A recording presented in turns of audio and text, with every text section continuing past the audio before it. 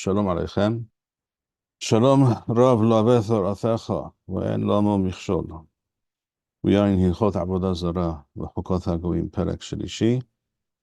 The Mishneh Torah, the Rabbeinu Rambam Zichron Livracha, and you should be able to see it on the screen now before you. Halacha Aleph. Kol ha'oved Avodah Zarah birsono bezodon hayav kareth. A Jew who worships Avodah Zarah birsono, in other words, he is not forced. There's no onus. He's not forced to do so. Bezodon, he does so of his own volition, not by way of misunderstanding or some confusion. A Jew who does this, any form of Avodah Zarah, hayav kareth, he's hayav kareth, which is, as we know, essentially the most serious punishment that there is in the Torah, because Avodah Zarah is the fulcrum, essentially, on which the entire Torah rests. If there were witnesses and he was forewarned, he's also, if in that case he's brought before a Beit Din and he's hayav sekila if he's found guilty, to be stoned. And if this was bishchava, for instance, he thought this type of avodah or this type of action is not considered avodah zarah, mevi hatath kevua, like other isurim in the Torah.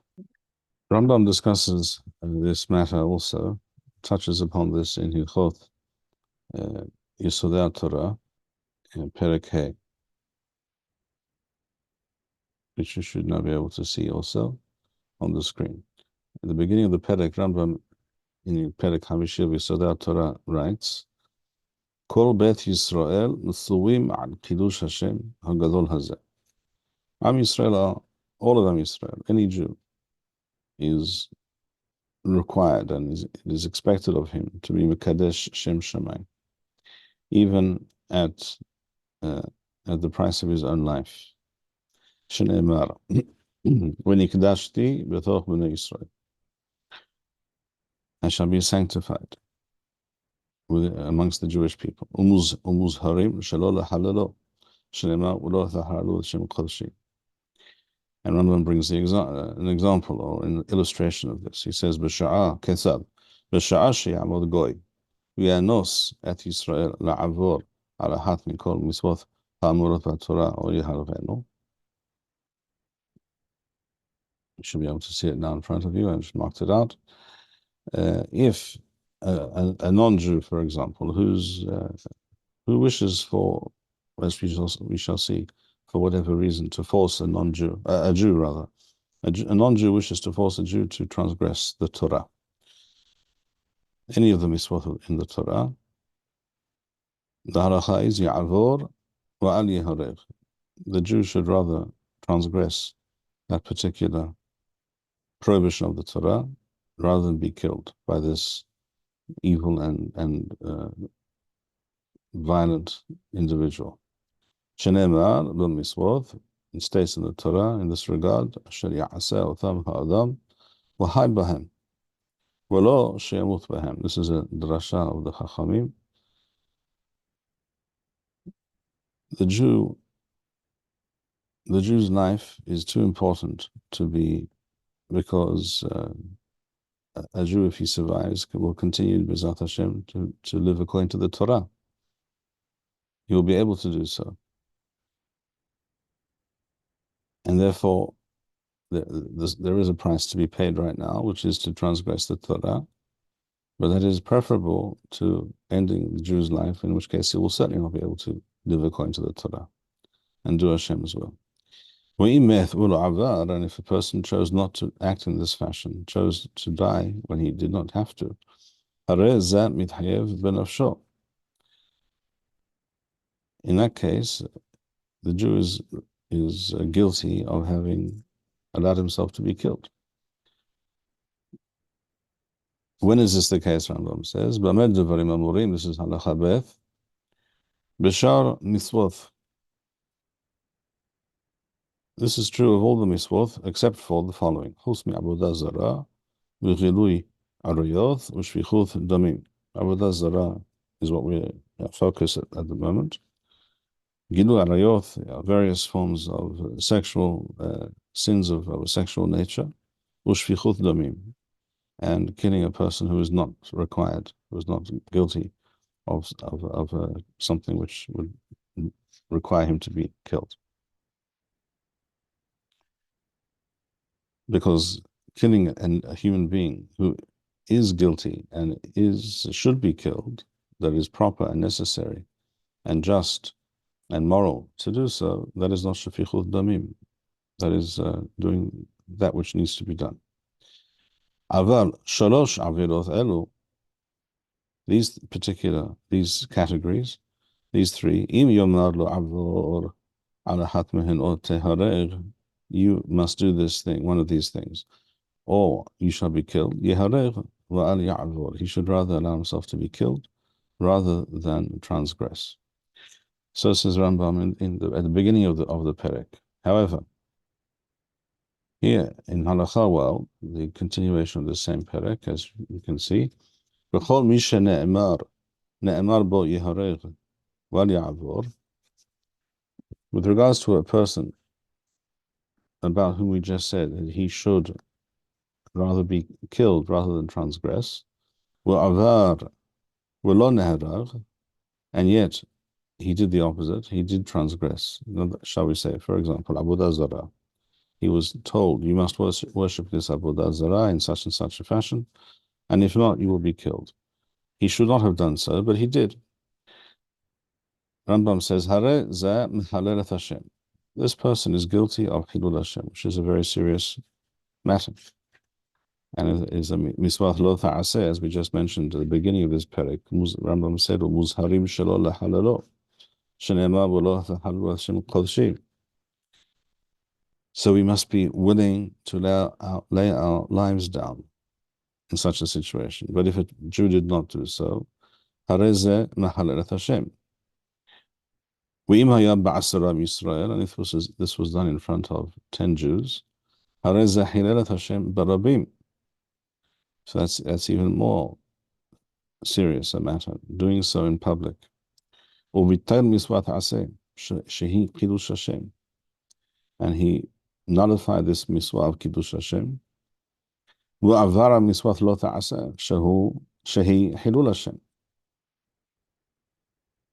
And yet, says Rambam, seeing that he did so because he was threatened and forced, and malkim, he is not hayav malkuyoth,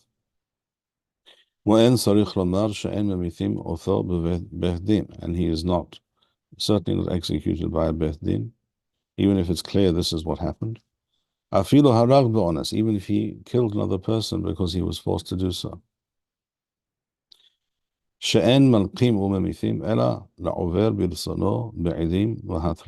the general rule of thumb, that Malkuyoth and Mitaf Beth Din are only applicable where the person did so of their own volition, and only when the person was warned. The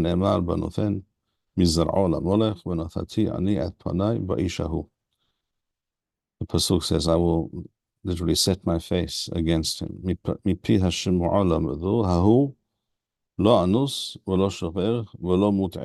the parasha describes a person who acts deliberately, with forethought and malice. And therefore Chazal said this does not apply to a person who is anus, or shover, or mut'eh, somehow confused or misled in some way.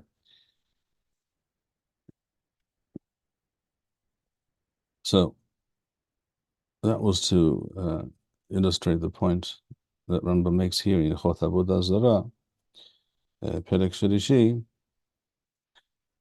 with regards to a person who was over there Avodah Zarah b'shchava, as opposed to v'zadon.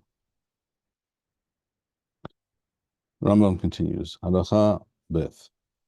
עבודות הרבה קבעו עבודי עבודה זרה, לכל צלם וצלם, ולכל צורה וצורה.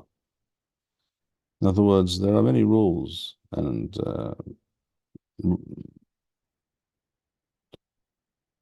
various practices and formats of Avodah Zarah, depending on the particular type of Avodah Zarah in question. So those who worship this type of idol, a thelem is an idol, an idol of some sort in which people believe that it has some religious significance. עבודות הרבה קבעו עבודי עבודה זרה לכל צלם וצלם ולכל צורה וצורה.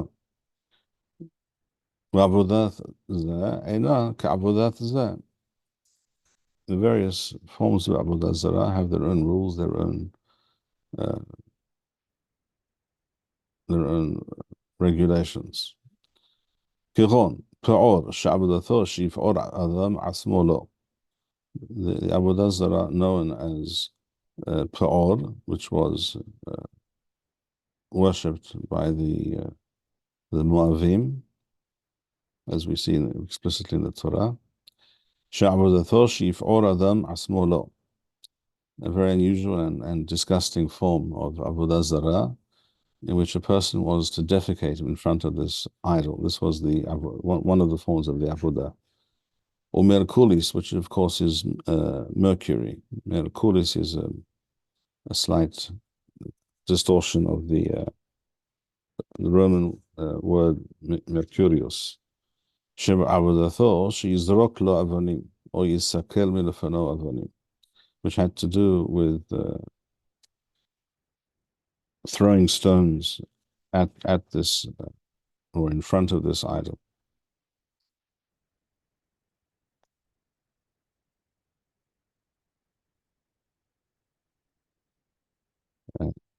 והרבה עבודות כגון אלו תיקנו לשאר סלמים, and there are all many other kinds as well. And the reason we're mentioning all of this is because a person is only guilty of worshipping Avodah Zarah if he does so in the prescribed manner.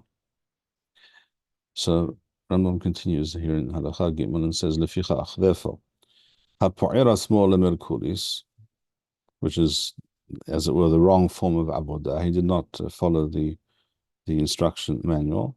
Or shezarak even ifa'or patur. If you did the kind of Avodah that applies to A, you did this to B, or vice versa. This is patur. Not a good thing, obviously, and it's a terrible thing. But he did not transgress this Avodah Zarah according to its own definitions. And therefore he's patur.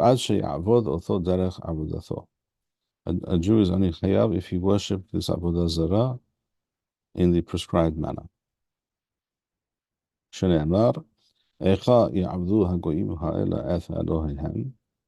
The Torah describes how a Jew may begin to move in that direction, to become involved in Avodah Zarah. And the Jew asks, how do these goyim behave? What do they do? How do they worship? And I will do the same. I will copy. I shall emulate them. And for this reason, halakha daled.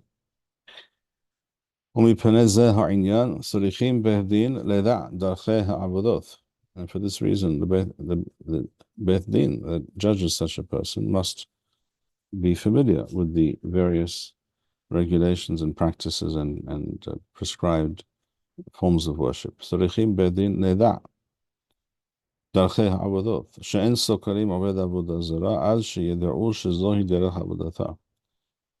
They cannot pass judgment on such a person and punish them unless it is clear that he worshipped this particular avodah zarah in this particular fashion.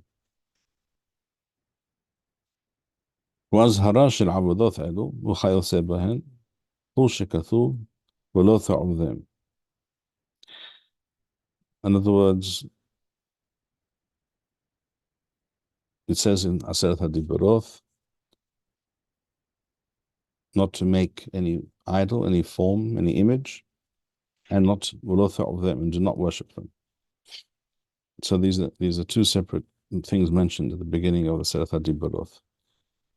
A, not to make any form of idol or image, even if that is not your intention, but that's for the purpose of Avodah Zarah, because these things were generally associated with Avodah Zarah, and not to worship, even if you did not make the idol or the image, you are not to worship this Avodah Zarah, whatever it might be, in this particular way. And it does not have to necessarily involve an idol. If the form of Avodah Zarah, shall we say, of fire worshippers was to light a fire in a certain way, in a certain place, at a certain time, and to do this or that action in that context, that is the avodah of that type of worship, of that Avodah Zarah. It is not correct to say that Avodah Zarah must always necessarily involve an idol. That is not necessarily so. It was usually the case, that is true, but it's not always the case.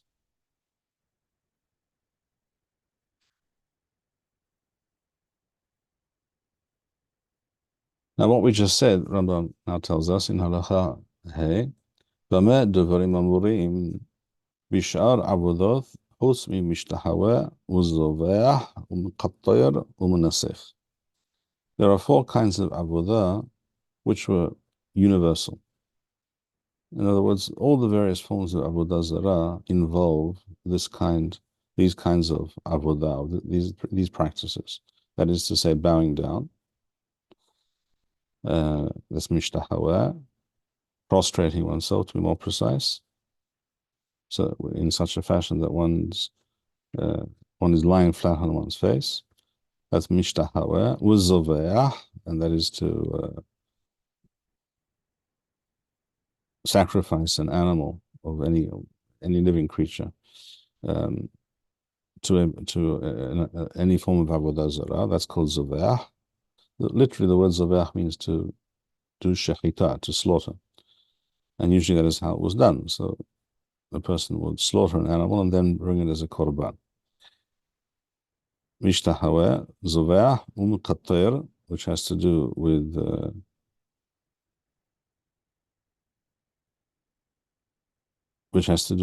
placing the parts of the sacrifice or various types of incense on the altar, on the mizbeach, u'menasech, and pouring out some liquid, usually wine, because wine is a very highly regarded beverage.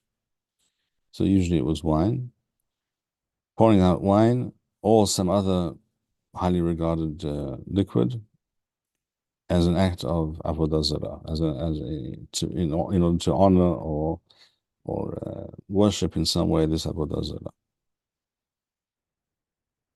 In other words, there are the various types of Avodah Zarah, as we said, many types, and many of these various forms of Avodah Zarah have their own prescribed forms of worship, as we mentioned before, with the throwing of the stones or defecation or whatever it might be. But these four Avodot, Bishar Avodot, Hutzmi Mishtahaweh, Zoveh, Meqatir, Menasech, these four, Rambam says, Aval ha'oved ba'ahat mi'arba' Avodot elu, le'ahad mikol minei Avodah Zarah, to any form of Avodah Zarah, hayav. Wa'af al pi she'en derech avodato b'chach. And even though this is not a type of Avodah which is specific to this type of Avodah Zarah, and even if the worshippers of this Avodah Zarah never do these particular things with reference to this form of Avodah Zarah, but if a person, a Jew, shall we say, decides to worship this form of Avodah Zarah in one of these fashions, even though it is not the usual manner of Avodah, he's hayav. ואף על פי שאין דרך עבודתו בכך. For example, כיצד? Rambam says here, כיצד? הרי שניסח או ניסח לפעור, or שזבח למרקוליס. In other words, a person did one of these avodot that we mentioned, these four forms of avodah, השתחוויה, זביחה, הקטרה, or nisuch, to one of these other idols, which is normally often worshipped in another fashion. Hayav, nevertheless, is hayav. Shenemar zoveach lerohim yoharam. The pasuk in Sefer Shemot in Parashat Mishpatim is general. Zoveach lerohim yoharam. If a person sacrifices to any form of avodah zarah, he is guilty. He's herem. He is abominable and to be treated as something which is herem, which has to be removed, something which has to be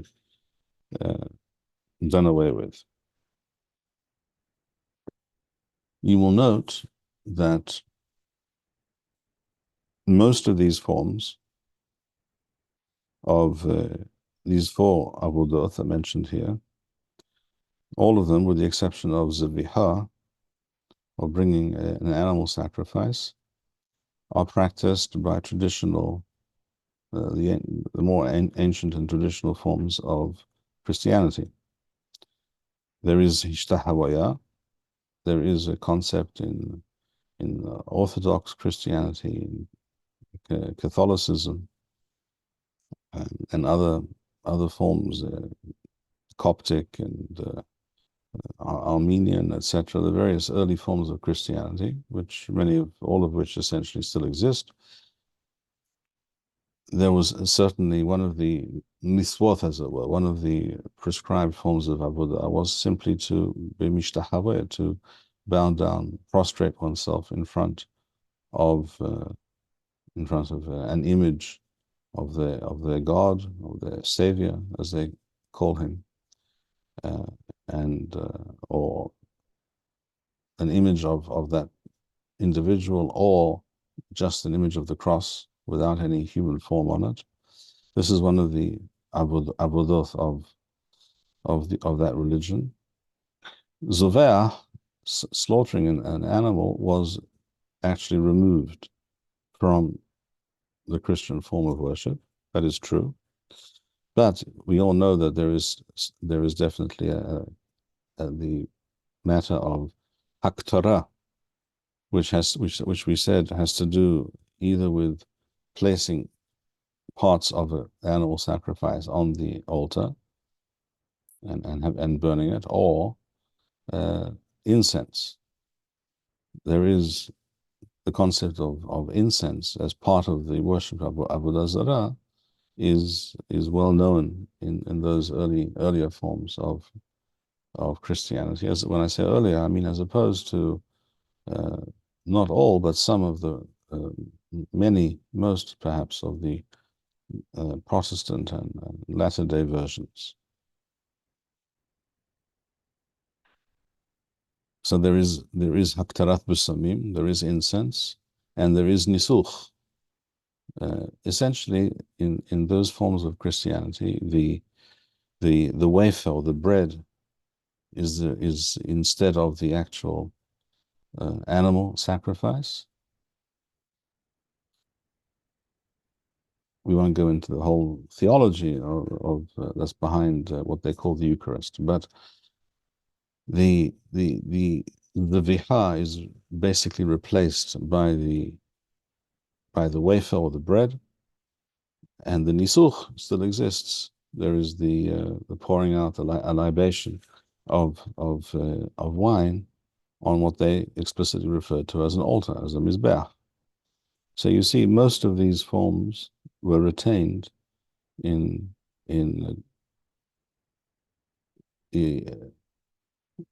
the early forms of and original forms of Christianity. There should be no doubt, therefore, in anyone's mind that Christianity is a form of Avodah Zarah. Rabbi, Yes. in those forms of Christianity, to the extent that I understand it, only certain individuals in the religious establishment are allowed to do those avodah. That is correct. So does that have any practical halachic bearing on a Jew that, God forbid, decides to participate in this? If he himself does it without being a priest or something like that, does that carry the same status as perhaps 2,000 years ago when every Roman went and offered some sort of nesach to There's no their God in question. the backyard? Yes, you are correct. There is no question that Christianity brought about a new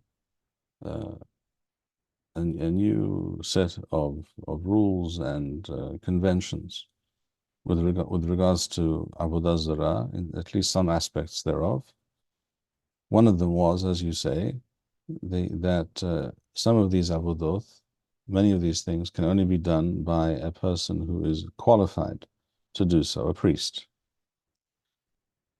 So the Eucharist performed by a person who's not a priest does not count. That is true. And it is for this reason, by the way, that the Reed, Rabbeinu Yeshaya Ditrani, one of the great Rishonim from Italy, southern Italy, and a very original Chacham in many ways. It was his opinion that Satam Yenam, wine in the possession of a non-Jew, even a Christian non-Jew, is not asur. Even it may even be drunk. He writes, as opposed to the Godim who say it may only be benefited from, it may be sold, shall we say, but you may not drink it. The Reed said, I don't understand. What's the difference? The reason Satam Yenam, he argues, was prohibited. Satam Yenam meaning wine that's just in the possession of a non-Jew in his home, usually for the purpose of drinking, for his own consumption. Seeing that we're talking about Christians, and he was talking about Catholics, obviously, in Italy, seeing that only the priest can do this avodah nisuch in the church, on the altar, but a layman may not do so. There is no such avodah in the Christian religion for a layman to perform. Therefore, it is not possible, it's unreasonable, and it's not based on reality to claim that there's some connection between wine in his possession and Avodah Zarah, as opposed to what, as you say correctly, shall we say, a Roman at that time or earlier times, or a Greek or a Persian or whatever it was, they would, any person could have their family shrine in their backyard. They would bring some kind of korban or some kind of burn some incense in front of an idol, or pour a libation of wine for such in honor of such a avodah zarah. This was something that anybody could do. Therefore, the Reed said Satam Yanam should not apply to Christians, to other types of non-Jews who do worship forms of avodah zarah, where this is still part of the avodah, where anyone can do this. Then yes, but for Christians, it should not be so. So he believes. You will note, however, for example, that in these forms of Christianity, when you have with the Eucharist, with the bread, with the wafer, the accepting and swallowing this wafer, shall we say, this is an avodah. This is an essential part of the avodah, of this avodah zarah. So any person, any lay person who accepts this wafer and swallows it is performing one of these acts. He's not performing the act of nisuch, that's true, and he's not involved in the burning of incense, that's true, that's for the priests. But he is involved in this bread or which they equate with the body of Christ, as they call it. In other words, the meat, the body, the meat, the flesh So the bread is a subliminal version of and representation of the flesh. And anyone who involves himself in that avodah by accepting it is performing precisely one of those avodot. But if a Jew were to not to eat the wafer, but let's say offer somebody else the wafer, or do the nisuf or something like that without being a priest, would that still count as If one of those? if a Jew were to take wine and do with it on the Christian altar that which the priest does with it, would he be considered to have been menasech? That's your question? Yes. Technically, I think not, because a Christian, or even a Christian who does this, is not his action is considered invalid and of no significance. It's an empty gesture. So whatever he may have thought, he wasn't actually performing an avodah, because the avodah is that only this person can do it, and not you. But if a Jew bows down, is mishtahaweh, he falls on his face in front of a cross or another other form of Christians idolatry, then yes, that Jew is guilty of performing one of these four avodot, hishtahawaya. So practically, what the possibilities in terms of Christianity today are hishtahawaya, um, and the wafer, which is essentially another form of zoveach. It's an altered, modified, upgraded version, shall we say, of zaviha. Rambam continues. He says, "Halacha well, zaviha bichlal avodah hayatha." Now we just mentioned before there are four types of avodah, and one of them is zaviha, that is to say, slaughtering and for the purpose of and offering a sacrifice on an altar, an animal sacrifice. Ma zaviha ulama yasat. Why is this avodah specifically singled out by the pasuk that we just mentioned? Zuveach Elohim Yaharam. Lomar lecha, ma zaviha miyuhadat. Lomar lech, ma zaviha miyuhadat. Shorvadim ba Lashem v'hayav hazuveach le'el aher seqila aleha ben hayatha derech avodatha bizvicha or ena bizvicha. Just as this, what we just mentioned, this halacha applies to zaviha, where it is, even if it is not the specific avodah usually associated with this type of avodah zarah, if a person does this action of zaviha, of hakrava, to any form of avodah zarah, and he's considered chayav, ben shayat haderech avodatha bizviha or ena bizviha. אף כל עבודה שהיא מיוחדת להשם, אם עבר בה לאל אחר, בין שהייתה דרך עבודתה בכך, בין שאינה בכך, חייב עליה. So,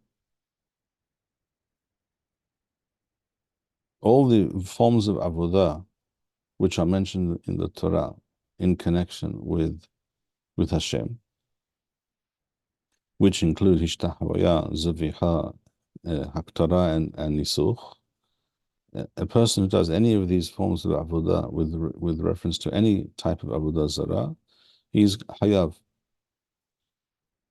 לכך נאמר לא תשתחווה לאל אחר. So here we have explicitly what we said before about prostrating oneself before a cross, shall we say. לחייב על ההשתחוויה אפילו אין דרך עבודתו בכך. Even if we're talking about an avodah zarah, where hishtahawaya is actually not one of the forms of avodah zarah that are usually performed by its worshippers, but if a person does this with regards to any avodah zarah, he's hayav. Who hadin li'maqater u'manasech, and the same applies to the other two avodot of the four that we mentioned. Mekater is burning incense, and Menasech is a libation, usually of wine.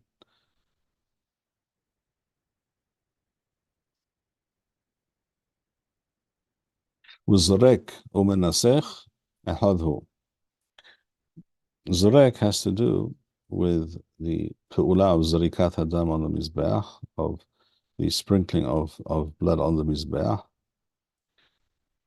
These are different avodot, but they all have the same halachic status. Zarikat hadam, nisuch hayayin, they have the same halachic status. So when we say in the Torah and the Talmud that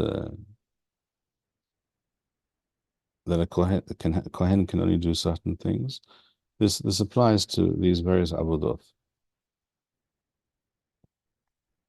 with the exception of shahita, where shahita is keshera bezar.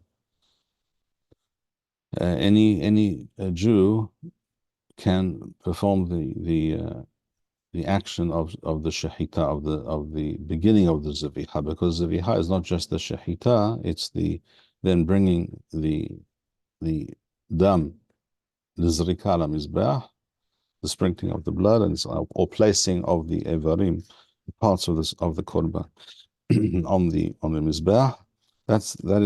Can only be done by a kohen, according to the Torah.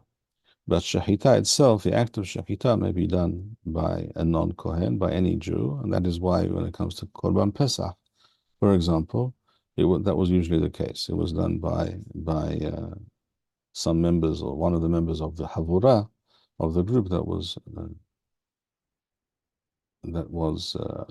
going to celebrate Leila Seder with this korban pesach.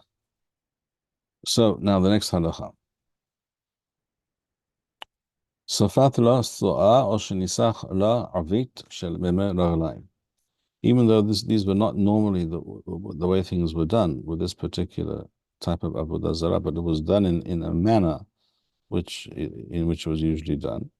In other words, usually they would not place excrement in front of this idol, but they would place some, shall we say, piece of meat. Nevertheless, if it was placed in front of an idol in the usual manner, the person is hayav. Shahat la harav, which is not something that they harav is a kosher locust, form of some kind of insect, for our purposes. If that was not the form of avodah zarah that was accepted, then he's patur. Unless this particular form of avodah zarah did specifically prescribe or recognize this type of avodah. There were forms of avodah zarah in the ancient world, and perhaps even to this day in certain places, where any living creature, including insects, can be considered a korban. In other words, the person didn't have this kind of animal or something else, they could take a grasshopper and crush it or cut it up or something and say this is a korban to such and such. These things existed. So when Chazal speak about it, as the Rambam is quoting here from the Talmud, it is not some far-fetched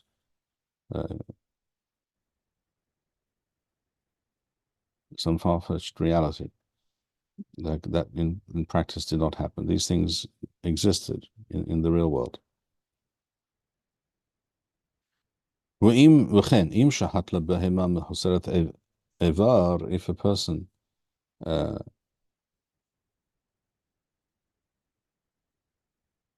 slaughtered an animal for the purpose of being a korban, a sacrifice, but this animal was, shall we say, missing a leg, patur,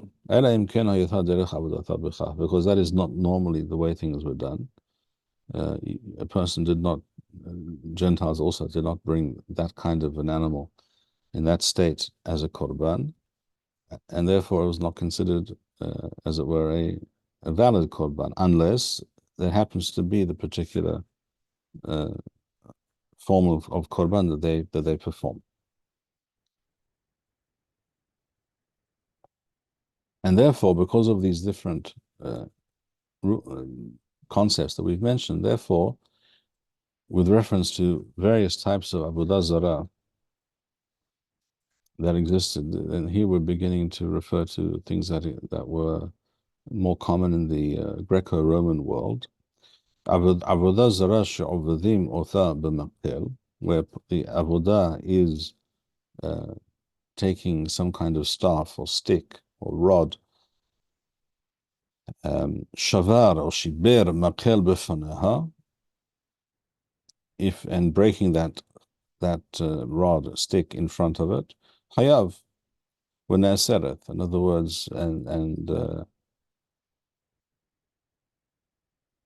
that stick, that rod, is also now becomes considered avodah zarah. It's asur. It cannot be used for any purpose. Zarak makel b'faneh, or if you threw this rod in front of it. These are all forms of avodah zarah that were known and common in the Greco-Roman world. Zarak makel b'faneh hayav ve'ena ne'aseret. שאין זריקת המקל כעין זריקת הדם, שהרי המקל כמות שהוא, והדם מתפזר. In other words, if he broke the stick, in other words, he performed an action with reference to this stick, which now is perceptible and discernible. The stick is now broken. Before it was not broken, then that stick now also becomes asur. It's ne'esar. And that's the form of avodah, and therefore by doing so he performed an act of avodah zarah deliberately, and he's hayav for doing so, and the avodah zarah, it becomes this, anything to do with it, associated with it, including the stick, is asur, becomes asur b'hanaya. In other words, a Jew may not benefit from this thing now in any way. But if the stick, as it exists, is thrown in front of this idol, but the stick remains as it was before, he's hayav, because this is still considered an avodah, but the stick itself, there's no action, there's no change in the thing itself, as opposed to zarikat hadam, explains Rambam, because when you sprinkle blood on a mizbeach, it splatters. There's something happens to this blood. There's some action, some change in its form took place, and therefore the act of throwing, or zrikat hadam, as it's called in Hebrew, sprinkling of blood, is not equivalent to throwing a stick, because the stick itself does not in any way undergo any change. Now, avodah zarah can take many forms, and therefore, if a person says as follows, this is halakha taith now here in front of us. A person states, I accept this form of avodah zarah as an object of worship, shall we say. Hayav sekila, the person is hayav sekila. He is guilty of avodah zarah, and he's hayav to be punished for so doing. The prescribed punishment when there are aidim and hatra'ah, witnesses and a warning, is sekila, is stoning. Afilu hirbia levena, even if a person picked up a brick, wa'amar eliata, and said and expressed the thought that this is somehow an object of avodah zarah, literally, you are my God, or I worship you, or something like that. Any type of any statement to that effect, hayav, he doesn't have to therefore be one of the avodot that we discussed before. Any open, clear pronouncement that I accept this item, or I relate to this object as something divine, that is already avodah zarah. ואפילו חזר בתוך כדי דיבור ואמר אין זה לי, אין חזירתו כלום, אלא נזכר. And even if he apparently took back what he said, even immediately. He said it and then immediately he retracted this statement. In this case, in this particular case, Hazara toch kede dibur, even if it's done immediately, does not count. And Hazira toch kalum ela niskar.